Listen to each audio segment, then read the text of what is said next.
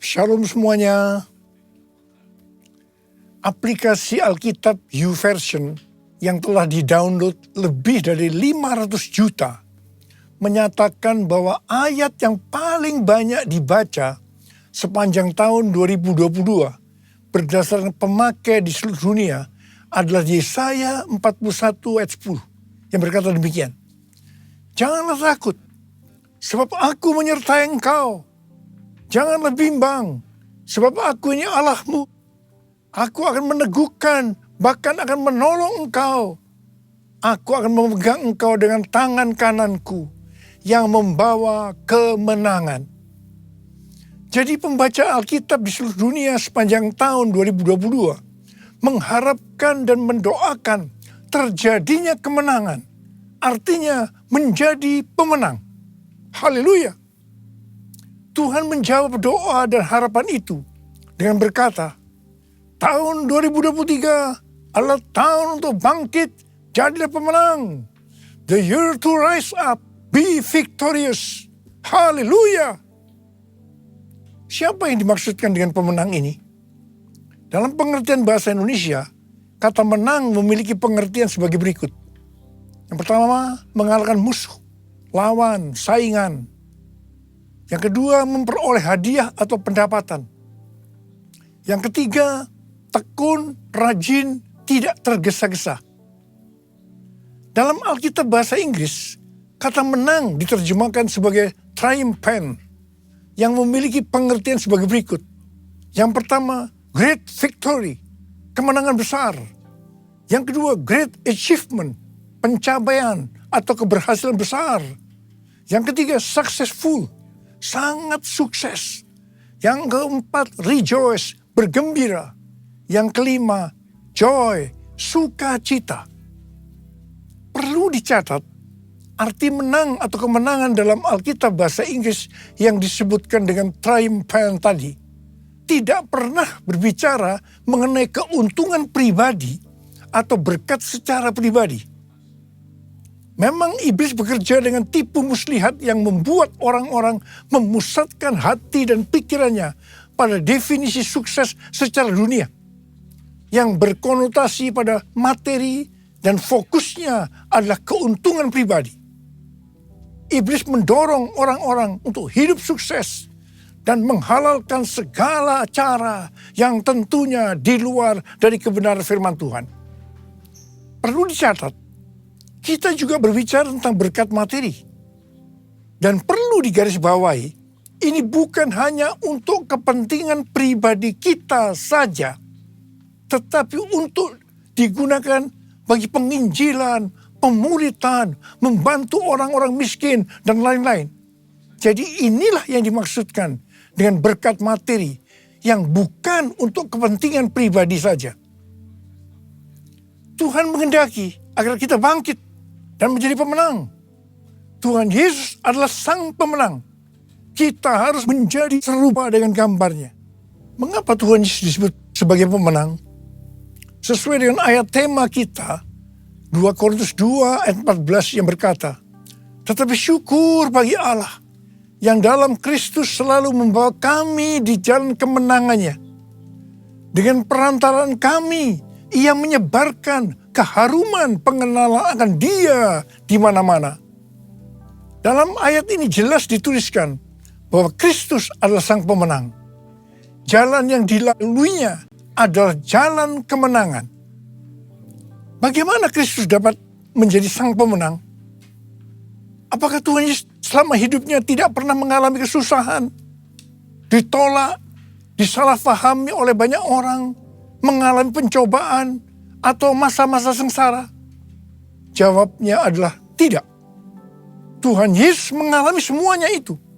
Bahkan muridnya sendiri yang bernama Yudas Iskariot berkhianat, menyerahkan dia kepada orang-orang Yahudi. Sampai akhirnya dia harus disalibkan. Dihujat oleh ahli Taurat, oleh para imam, orang yang lalu lalang, bahkan salah satu penjahat yang di sebelahnya ikut menghujat dia. Dan akhirnya Tuhan Yesus mati. Ada pertanyaan, bagaimana Tuhan Yesus mati justru menjadi pemenang?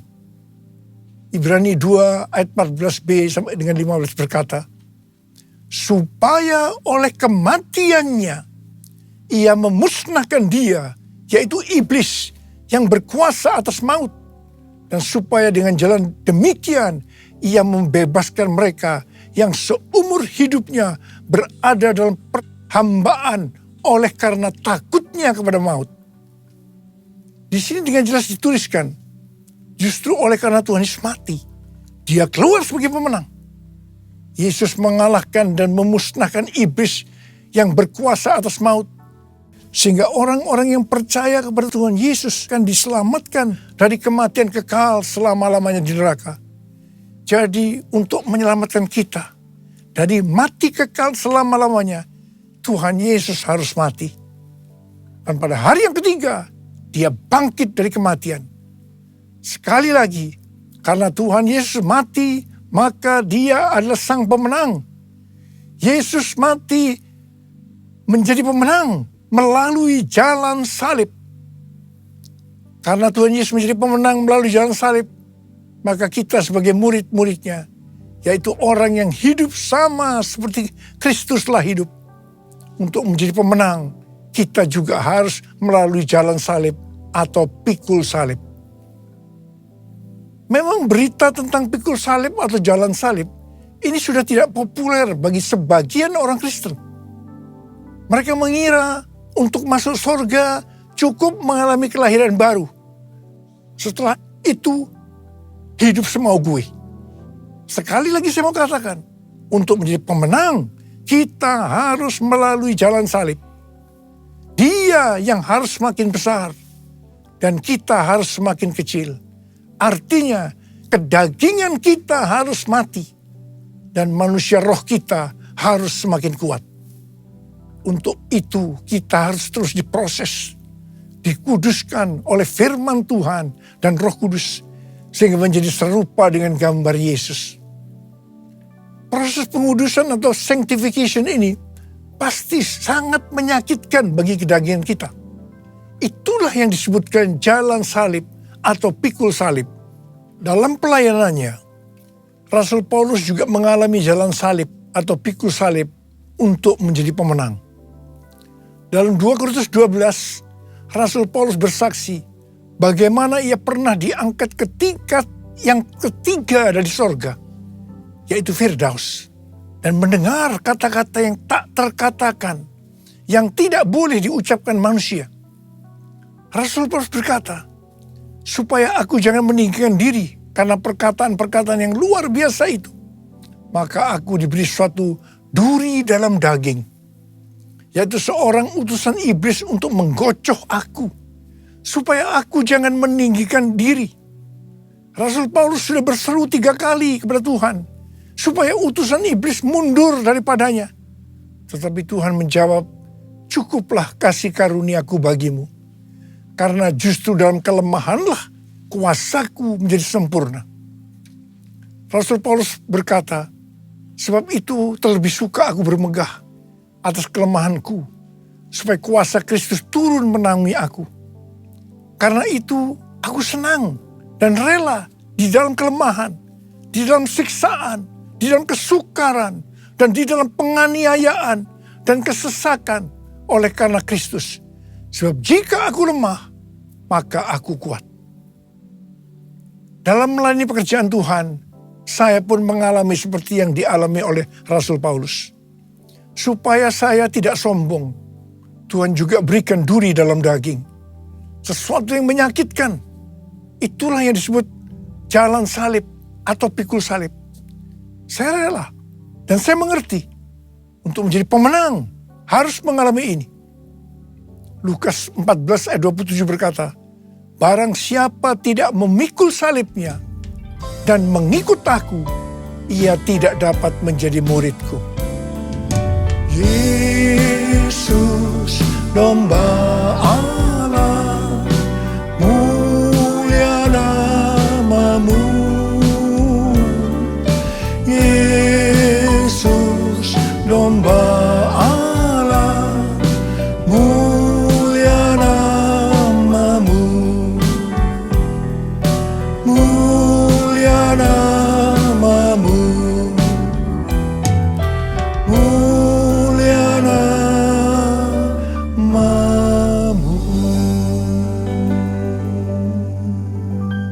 12 ayat 4 dan 5 adalah pengajaran khusus dari Tuhan Yesus bagi murid-muridnya. Tuhan Yesus berkata, "Aku berkata kepadamu, hai sahabat-sahabatku, janganlah kamu takut terhadap mereka yang dapat membunuh tubuh dan kemudian tidak dapat berbuat apa-apa lagi. Aku akan menunjukkan kepada kamu siapakah yang harus kamu takuti. Takutilah Dia yang setelah membunuh mempunyai kuasa untuk melemparkan orang ke dalam neraka. Sesungguhnya aku berkata kepadamu, takutilah Dia." Saya akan berkata kepada kita semua, takutilah Sang Pemenang, Yesus Kristus, sebab Ia mempunyai kuasa untuk melemparkan orang ke dalam neraka. Kita harus bangkit menjadi pemenang. Pemenang adalah orang-orang yang takut akan Tuhan. Amsal 8:13 berkata, takut akan Tuhan ialah membenci kejahatan. Aku benci kepada kesombongan, kecongkakan, tingkah laku yang jahat, dan mulut penuh tipu muslihat. Kita akan melihat berkat-berkat yang Tuhan sediakan bagi orang yang takut akan Tuhan. Mazmur 34 ayat 10 berkata, takutlah akan Tuhan, hai orang-orang yang kudus, sebab tidak berkekurangan orang yang takut akan Dia. Memasuki tahun 2023 yang berat ini, kita percaya kita tidak akan kekurangan suatu apapun karena kita takut akan Dia. Haleluya. Mazmur 25 ayat 12 sampai dengan 14 berkata, siapakah orang yang takut akan Tuhan? Kepadanya Tuhan menunjukkan jalan yang harus dipilihnya. Orang itu sendiri akan menetap dalam kebahagiaan, dan anak cucunya akan mewarisi bumi. Tuhan bergaul karib dengan orang yang takut akan Dia, dan perjanjiannya diberitahukannya kepada mereka.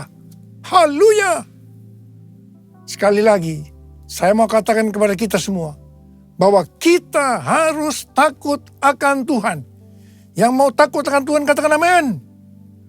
Pesan Tuhan buat kita semua, bahwa kita harus bangkit, jadilah pemenang dalam hal unity. Dalam Yohanes 17 yang merupakan doa Yesus untuk murid-muridnya, Tuhan Yesus berdoa kepada Bapa, Bapa, aku telah memberikan kemuliaan yang kau berikan kepadaku, kepada mereka, yaitu kita-kita ini, supaya mereka, yaitu kita-kita ini, menjadi satu. Kalau mereka atau kita-kita ini sudah sempurna menjadi satu, dunia akan melihat, dunia akan tahu, dan dunia akan percaya bahwa Engkaulah yang telah mengutus aku, dan bahwa Engkau mengasihi mereka, yaitu kita-kita ini, sama seperti Engkau mengasihi aku. Ini berarti kalau kita menjadi satu, kalau kita unity, maka akan terjadi penuaian jiwa besar-besaran. Saya ingat awal tahun 2000, saya pernah ditegur Tuhan dengan kata-kata yang keras. Niko, kamu sombong, kamu arogan. Tuhan melihat karena pelayanan yang sukses membuat saya menjadi sombong, arogan, sehingga membuat banyak hamba-hamba Tuhan hatinya terluka karena banyak jemaat-jemaatnya yang pindah ke gereja kita. Saya tidak merasa kalau saya begitu arogan, sombong, sampai Tuhan menegur saya dengan keras. Saya menangis, saya bertobat, dan saya bertanya kepada Tuhan, apa yang harus saya lakukan Tuhan? Tuhan berkata, ada dua hal yang kamu harus lakukan. Yang pertama, saya harus menurunkan nama gereja Betani yang saya banggakan. Yang kedua, saya harus minta maaf kepada gereja-gereja dan hamba-hamba Tuhan. Saya melakukan perintah Tuhan itu dengan sungguh-sungguh. Apa yang terjadi setelah itu? Tiba-tiba roh rekonsiliasi turun antara gereja kita dengan gereja-gereja lainnya. Dan juga di antara gereja-gereja lain tadi. Di tengah-tengah rekonsiliasi itu, tiba-tiba roh doa turun di Indonesia. Saya ingat tahun 2003 ada NPC, National Prayer Conference di Gelora Bung Karno, Jakarta. Setelah itu diikuti terbentuknya menara-menara doa dan rumah-rumah doa di Indonesia. Revival terjadi, Indonesia mengalami transformasi. Haleluya! Unity merupakan faktor utama untuk terjadinya penuaian jiwa besar-besaran. Kita sekarang berada dalam era Pentakosta ketiga yang akan mengakibatkan penuaian jiwa yang terbesar dan yang terakhir. Hari-hari ini kita harus banyak berdoa, memuji dan menyembah Tuhan dalam unity siang dan malam. Pada waktu zaman Elia, terjadi peristiwa pertobatan bangsa Israel. Orang-orang Israel ini bertobat karena melihat api Tuhan turun. Api Tuhan turun karena doa Elia. Pada waktu zaman Raja Ahab dengan istrinya yang bernama Isabel, bangsa Israel melakukan dosa yang besar terhadap Tuhan karena mereka menyembah Baal. Elia diutus Tuhan untuk membuat bangsa Israel bertobat kembali. Untuk itu, Elia mengumpulkan nabi-nabi Baal dan Asyera di hadapan seluruh orang Israel. Elia menantang nabi-nabi Baal sebagai berikut. Nabi Baal dan Elia masing-masing akan diberi seekor lembu. Lembu itu akan disembelih dan dipotong-potong dan ditaruh di atas kayu bakar. Tetapi mereka tidak boleh menaruh api. Setelah itu, nabi-nabi Baal disuruh memanggil Allahnya untuk minta api, untuk membakar persembahannya. Dan Elia akan memanggil nama Tuhan. Maka Allah yang menjawab dengan api, Dialah Allah. Seluruh rakyat berseru, baiklah demikian, setuju. Waktu bagian nabi-nabi Baal memanggil Allah mereka untuk minta api, ternyata sampai sore hari api tidak turun. Waktu bagian Elia, apa yang dilakukan oleh Elia? Yang pertama, Elia membuat mezbah dengan menyusun 12 batu yang melambangkan 12 suku Israel. Ini berbicara tentang unity.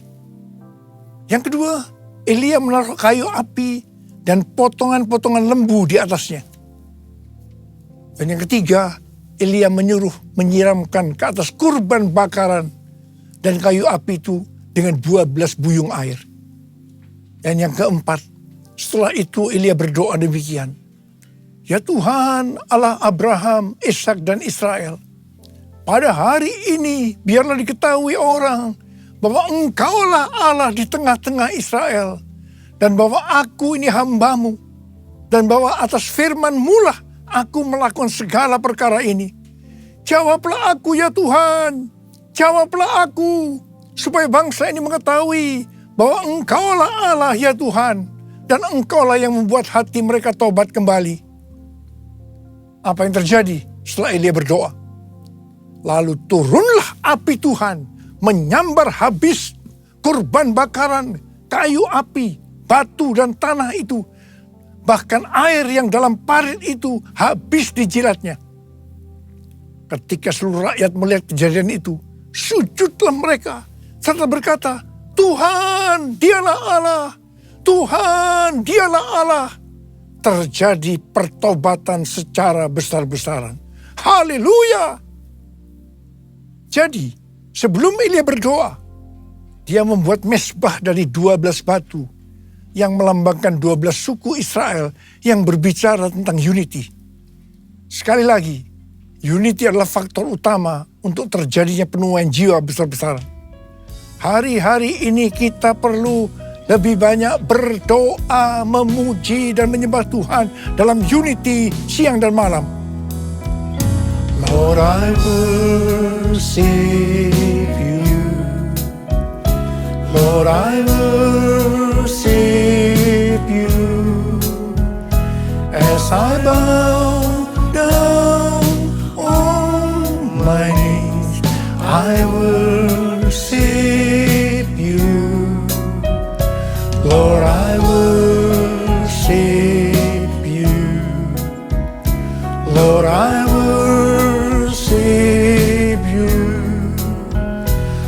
For you are my everything. I worship you. For you are my everything. I worship you. Hari-hari ini sedang terjadi kebangunan rohani di antara anak-anak muda di Asbury University, Wilmore, Kentucky. Dan itu sudah menyebar kemana-mana, termasuk Lee University, Church of God, dan juga terjadi di ORU, Oral Roberts University.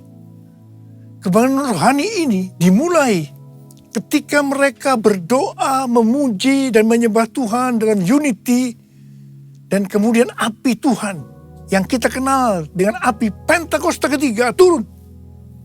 Dan mereka hari-hari ini berdoa, memuji dan menyembah Tuhan dalam unity siang dan malam. Ini yang kita sebut dengan restorasi Pondok Daud. Terjadi pertobatan, terjadi kesembuhan, revival sedang terjadi.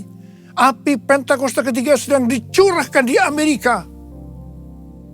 Hari-hari ini kita harus banyak berada di menara doa untuk berdoa, memuji dan menyembah Tuhan bersama-sama dalam unity siang dan malam. Anak-anak muda, Opa minta kamu semua masuk menara doa. Seperti nubuatan dari Cindy Jacob tahun 2018 di SICC. Ketika api Pentakosta ketiga turun, bahwa gerakan ini akan terjadi dari timur ke barat dan kembali ke Yerusalem. Barat yang dimaksudkan itu adalah Amerika Serikat. Sehingga saya mempersiapkan di Amerika kegerakan melalui Church of God, melalui Oral Roberts University, dan saat ini sedang membangun The Third Pentecost Azusa Street Prayer Tower. Karena Tuhan berbicara bahwa melalui Amerika, kegerakan ini akan menyebar ke seluruh dunia.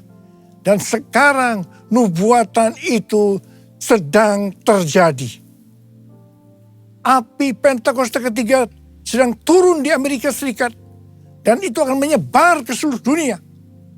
Ini akan mengakibatkan penuaian jiwa yang terbesar dan yang terakhir sebelum Tuhan Yesus datang untuk kali yang kedua. Hal ini akan mengakibatkan bangkitnya generasi Yeremia, yaitu anak-anak muda yang dipenuhi Roh Kudus, cinta mati-matian kepada Tuhan Yesus, tidak kompromi terhadap dosa, dan akan memenangkan banyak jiwa. Ini akan mengakibatkan penyelesaian amanat agung. Dan setelah itu, Tuhan Yesus datang kembali. Haleluya! Saya mau berdoa buat saudara. Mari angkat tangan kita. Kita katakan bersama-sama. Jadikan aku, Tuhan, rumah doamu, agar semua suku bangsa datang menyembahmu. Jadikan aku, Tuhan, rumah doamu, agar semua suku bangsa datang menyembahmu. Agar semua suku bangsa, agar semua suku bangsa datang menyembahmu. Mari kita berbahasa roh sama-sama. Kita berbahasa roh. Kita berbahasa roh. Korea labas sangkara bala bala bala bala bala bala bala bala. Korea bala bala bala bala bala bala bala bala bala bala bala. Ya Tuhan, ya Tuhan, ya Tuhan. Ya Aba, ya Aba, ya Aba, ya Aba. Aba, Bapa, kami berdoa bersama-sama hari ini Tuhan. Jadikan kami sebagai rumah doamu. Kami akan masuk dalam menara-menara doa. Untuk berdoa, memuji dan menyembah Tuhan bersama-sama dalam unity siang dan malam. Hamba-Mu percaya hari-hari ini api Pentakosta ketiga sedang turun. Sedang turun. ya Tuhan, di Amerika dan menyebar ke seluruh dunia, termasuk di Indonesia, hari-hari turun. Oh, kami akan menyelesaikan amanat agung Tuhan Yesus. Oh Tuhan, terima kasih.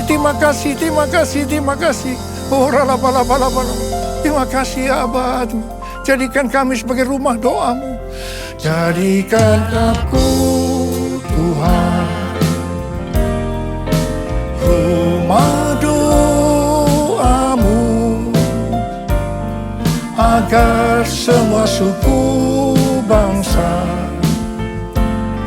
datang menyembah-Mu. Jadikan aku Tuhan rumah doa-Mu, agar semua suku bangsa datang menyembah-Mu. Agar semua suku bangsa datang menyembah-Mu.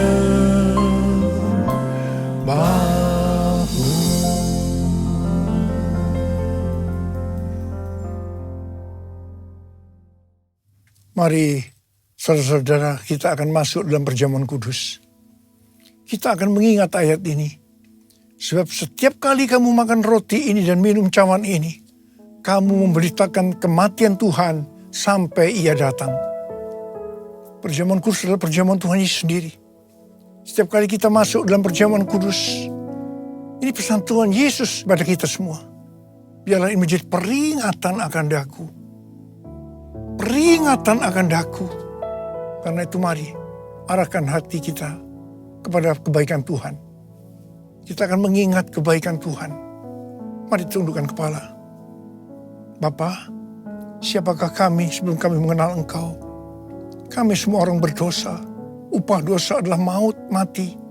Tapi Engkau yang tidak berdosa telah dijadikan dosa oleh karena kami. Engkau harus turun dari surga mulia menjelma menjadi manusia. Mati ganti kami dengan penderitaan yang luar biasa. Sungguh kalau kami pikirkan betapa baiknya Engkau ya Abah. Betapa baiknya Engkau. Engkau jadikan kami sebagai anak-anak-Mu. Engkau tuntun, Engkau bela, Engkau lindungi, Engkau berkati, Engkau tegur juga kalau kami salah. Itulah Engkau ya Abah. Itu Engkau Abah. Tuhan akan memberkati kita melalui perjamuan kudus. Tapi Tuhan mau kita makan dan minum dengan cara yang benar. Oleh karena itu mari masing-masing introspeksi. Lihat keadaan diri masing-masing. Jangan menyimpan dosa. Kita harus tulus dan jujur di hadapan Tuhan. Buka. Minta ampun kalau Tuhan ingatkan. Ampuni kami. Ampuni Tuhan. Ampuni kami. Ampuni. Ampuni ya Tuhan. Ampuni. Bapa, terima kasih. Kami akan masuk dalam perjamuan kudus dengan hati penuh ucapan syukur. Dalam nama Yesus kami berdoa. Amin. Mari, angkat roti di tangan kanan kita tinggi-tinggi. Sebab apa yang telah kuteruskan kepadamu telah aku terima dari Tuhan. Yaitu bahwa Tuhan Yesus pada malam waktu Ia diserahkan mengambil roti. Dan sesudah itu yang mengucap syukur atasnya. Dia memecah-mecahkannya dan berkata, inilah tubuhku yang diserahkan bagi kamu. Perbuatlah ini menjadi peringatan akan aku. Saudara dikasih Tuhan, bukankah roti yang kita pecah-pecahkan ini adalah persekutuan kita dengan tubuh Kristus? Mari kita makan dalam nama Yesus.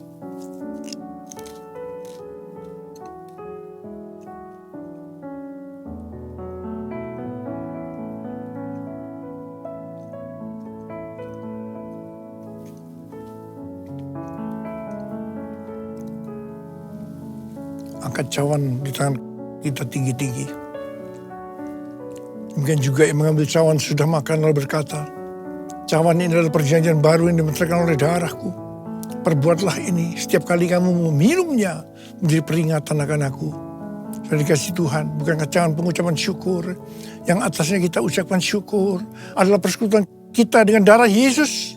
Mari kita minum dalam nama Yesus.